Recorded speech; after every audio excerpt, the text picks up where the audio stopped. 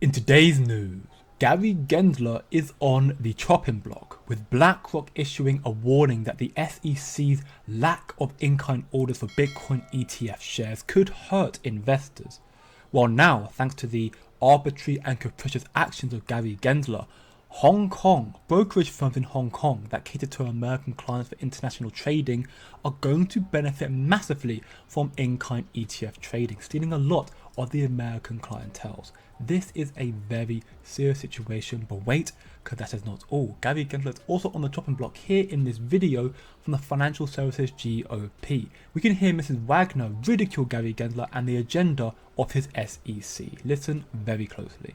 I want to thank you all for joining today's hearing, where we will address clear examples of regulatory overreach at the Securities and Exchange Commission, the SEC.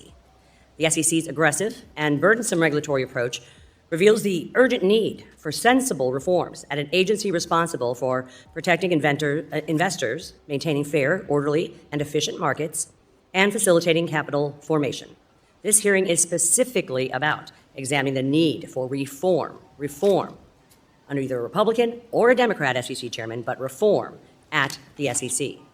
Chair Gensler's frenetic partisan rulemaking agenda at the SEC has threatened the health of U.S. capital markets and highlights the need for targeted institutional reform.